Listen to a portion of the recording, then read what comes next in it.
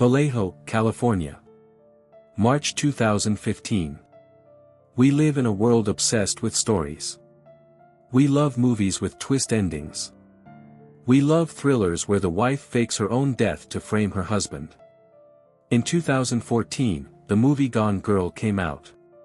It became a cultural phenomenon. It taught us to be suspicious.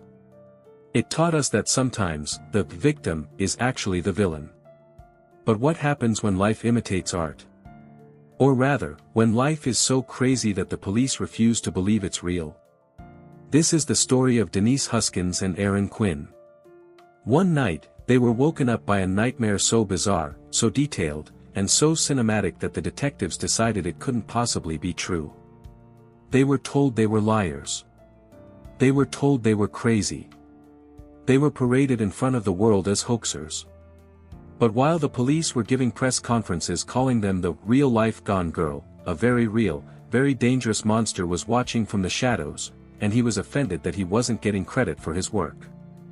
This is a story about the ultimate violation. First by a criminal. And then, by the system meant to protect you. The Normal Couple, March 22, 2015. Denise Huskins, 29, and Aaron Quinn, 30, were physical therapists. They were normal professionals. They had been dating for a while, but their relationship was in a slightly fragile place. Aaron had been texting his ex-fiancée, and he and Denise were working through trust issues. That night, Denise went to Aaron's house on Mare Island in Vallejo. They ate dinner. They talked. They went to sleep. The awakening 3 a.m. The darkness of the bedroom is shattered by a blinding white light. A laser pointer dances across the blanket. Aaron wakes up to a voice, "Wake up. This is a robbery. We are sedating you." Standing over their bed are two figures. They look like something out of a science fiction horror movie. They are wearing full-body black wetsuits, neoprene diving suits. They have blacked-out swim goggles over their eyes. They are holding realistic-looking firearms with mounted flashlights. It is absurd. It is terrifying. The intruders are calm. Professional. They zip-tie Aaron and Denise's hands. Then, they put blacked-out swim goggles on the couple.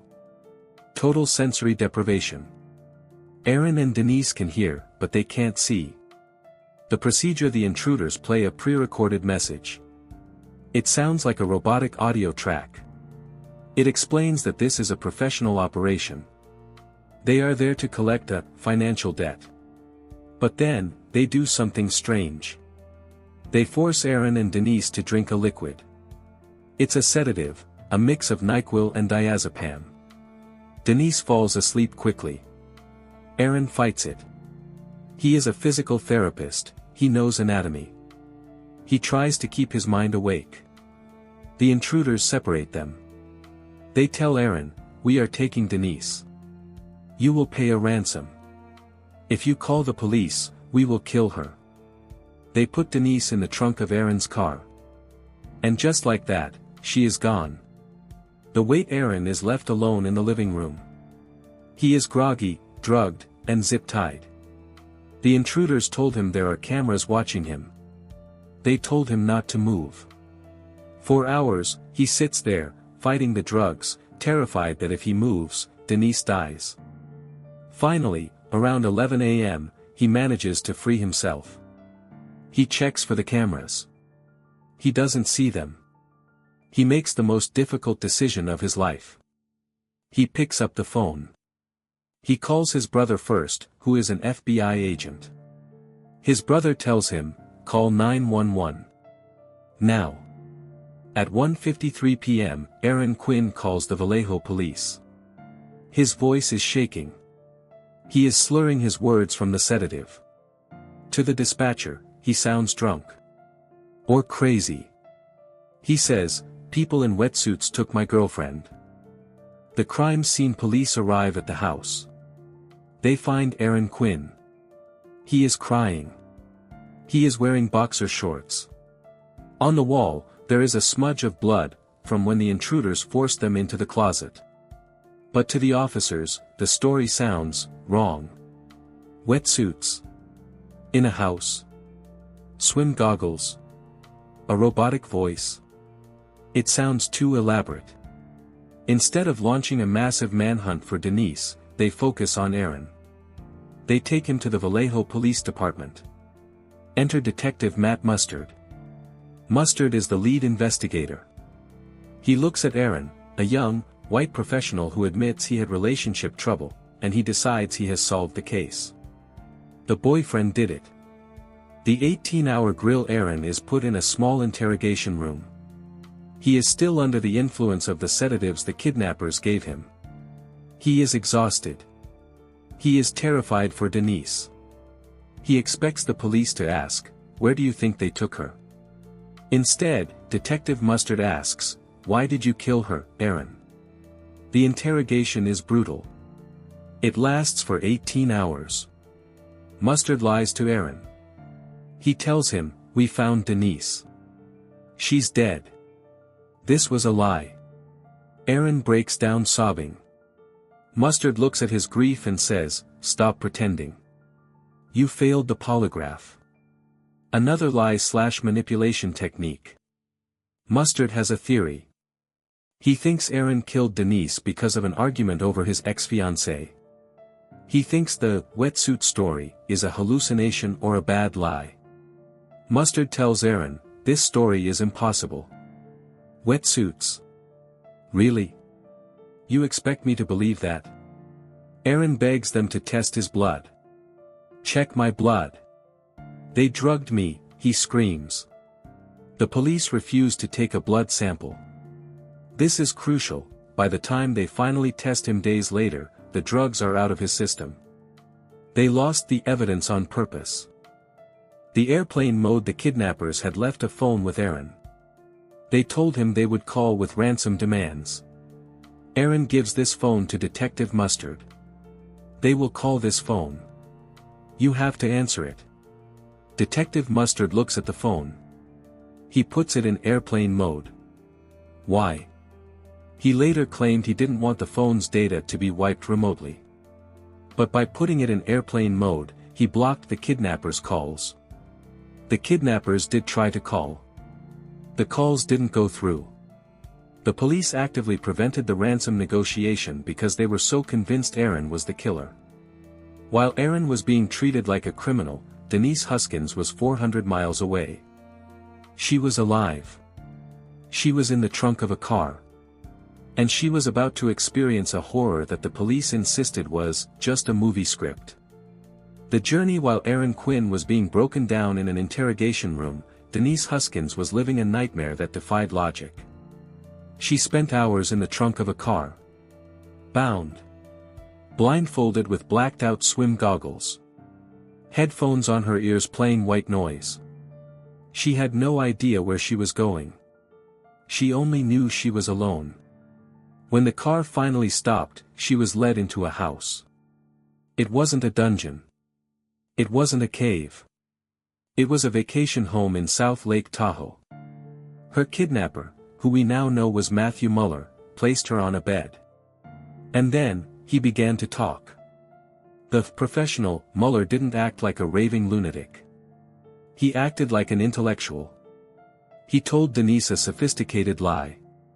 He claimed he was part of a highly organized criminal organization. He said they targeted the wrong house, they were looking for the previous owner, but since they had her, they would proceed with the ransom. He offered her food. He spoke calmly. This created a terrifying cognitive dissonance. He was playing the role of a gentleman kidnapper. But beneath the polite facade was a predator. The violation. Muller told Denise he needed collateral. He said that if he let her go, she would go to the police. He needed blackmail material to ensure her silence. He told her he was going to film a sexual assault. Denise was drugged. She was exhausted. She was terrified.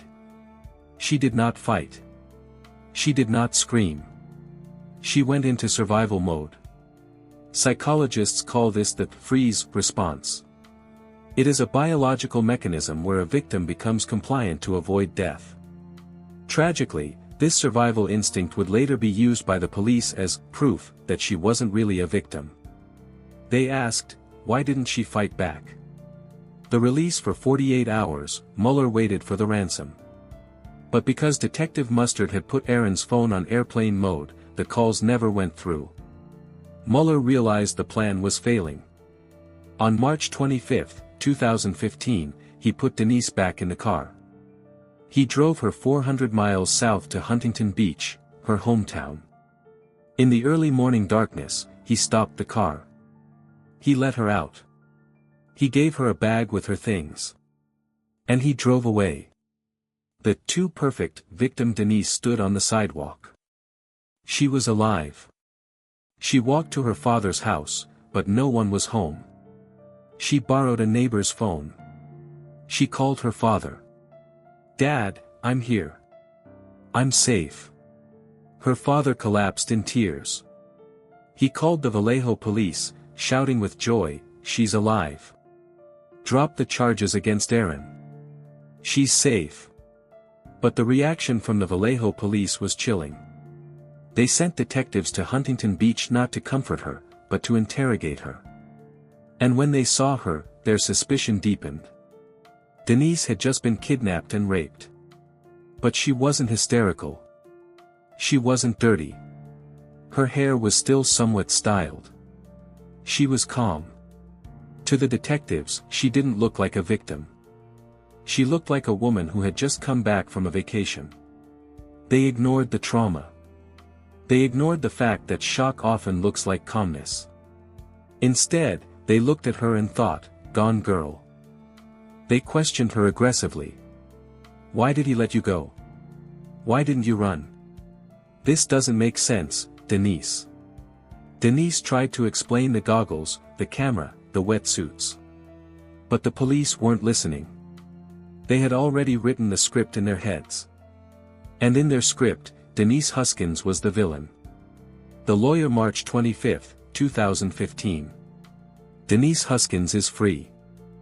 She is with her parents in Huntington Beach. But the Vallejo police are demanding she fly back immediately for an interrogation. They aren't treating her like a survivor, they are treating her like a suspect who fled the jurisdiction. Denise's family senses the danger. They hire a lawyer, Doug Rappaport. Rappaport calls the police and says, "She will talk to you, but not today. She has just been kidnapped and raped. She needs to sleep. We will come tomorrow." To the police, this was the final straw. In the distorted logic of Detective Matt Mustard and his team, lawyering up was proof of guilt. They thought, if you are a victim, why do you need a lawyer? The answer, of course, is, because you are accusing me of faking it. The press conference that night, at 9:30 p.m., the Vallejo Police Department made a decision that would stain their reputation forever. They called a press conference. Spokesperson Lieutenant Kenny Park stood in front of a wall of microphones. The world was watching. CNN, Fox News, local stations, everyone wanted to know about the Gone Girl case. Lieutenant Park looked into the cameras. He didn't ask for the public's help to find the kidnappers. He didn't offer sympathy to the families. He declared war. Lieutenant Kenny Park, real quote, "There is no evidence to support the claims that this was a stranger abduction or sexual assault. Mr. Quinn and Ms. Huskins have plundered valuable resources of our community, and taken focus away from the true victims of our community." He went further. He called the kidnapping a wild goose chase. He called it an orchestrated event. He demanded an apology from Denise and Aaron. Think about the psychology of that moment. Denise is sitting at home, still smelling the kidnapper on her skin, traumatized, violated. And she turns on the TV to see the police telling the entire world that she is a liar. The court of public opinion, the media exploded. The narrative was irresistible. Real life gone girl. Social media tore them apart. People tweeted that Denise should be in prison. They analyzed her photos, saying she looked too pretty to be a victim. They analyzed Aaron's 911 call, saying he sounded too calm, ignoring the sedatives. The couple was trapped. They couldn't go back to work. They couldn't leave their houses without being harassed. They were pariahs. The letters from the shadow, but there was one person watching the news who was furious. The kidnapper. Matthew Muller. Muller was a former Marine and a disbarred Harvard-educated lawyer. He suffered from bipolar disorder, but he had a twisted code of ethics. He watched the press conference and was offended. He was proud of his crime. He had planned it perfectly. And now, the police were saying it didn't happen. They were calling him a hallucination. So, the monster decided to defend his victim. Muller began sending anonymous emails to the San Francisco Chronicle. He wrote, "I am the kidnapper. Denise is telling the truth. The Vallejo police are incompetent." He sent photos of the room where he held her. He sent details only the kidnapper would know. But the police ignored the emails. They thought it was part of the hoax. They thought maybe Aaron or Denise was writing them. Their confirmation bias was so strong that even a confession from the criminal couldn't change their minds. It seemed like Denise and Aaron were doomed to go to prison for a crime committed against them. They needed a miracle. And that miracle came in the form of a brave female detective from a completely different city. The shadow strikes again June 5, 2015. 3 months later. Denise and Aaron are living in hell. They are hated by the public. The police are threatening to prosecute them for filing a false report. They have lost their jobs, their reputations, and their peace of mind. But 40 miles away, in Dublin, California, a crime happens that changes everything. A man breaks into a home in the middle of the night. He is wearing a black wetsuit. He is wearing blacked-out swim goggles. He has a flashlight on his gun. He tries to zip-tie a husband and wife. But this time, the husband fights back. He hits the intruder with a flashlight. The intruder panics. He flees the house. But in the chaos, he leaves something behind. His cell phone. The detective enters Sergeant Misty Caruso of the Dublin Police Department. Unlike Detective Mustard in Vallejo, Misty Caruso is thorough. She is empathetic. And she follows the evidence. She finds the phone. She unlocks it.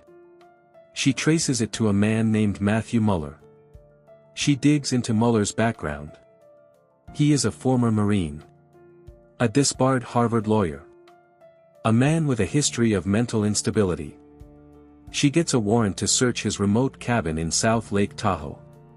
The smoking gun. When Misty Caruso enters Muller's cabin, she finds a treasure trove of evidence. She finds the wetsuits. She finds the laser pointers. She finds the drone used for surveillance. And then, she finds the most important piece of evidence in the entire case. A pair of blacked-out swim goggles. And stuck to the goggles, is a single strand of long, blonde hair. Detective Caruso remembers the news. She remembers that Gone Girl case in Vallejo. She calls the Vallejo PD. She tells them, "I think I found your guy." At first, they are skeptical. They still think Denise lied. But Caruso insists. She tests the hair. It is a perfect DNA match to Denise Huskins. The arrest and the truth. Matthew Muller was arrested. Under pressure, he confessed to everything. The wetsuits were real. The sedation was real. The kidnapping was real.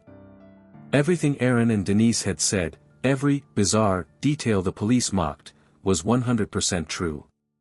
The aftermath. The Vallejo Police Department was humiliated. But even then, their apology was weak. They sent a short letter saying the case was no longer a hoax. Lieutenant Kenny Park, the man who destroyed their lives on national TV, never publicly apologized. Denise and Aaron sued the city of Vallejo. They won a $2.5 million settlement. But money cannot erase the trauma of being raped, kidnapped, and then gaslit by the entire world. Matthew Muller was sentenced to 40 years in prison. Conclusion. The case of Denise Huskins and Aaron Quinn is a terrifying lesson in confirmation bias. The police decided on a story, the boyfriend did it, then, she faked it, and ignored every piece of evidence that didn't fit. But the most incredible part of this story is the love between Aaron and Denise. The police tried to turn them against each other. They told Aaron that Denise was a liar. They told Denise that Aaron failed to protect her. The world called them frauds. But they held on. Today, Aaron and Denise are married. They have 2 beautiful daughters. They survived the monster in the wetsuit. And they survived the monsters with the badges. As Denise said in her book, we were victims of a crime. But we were survivors of the system.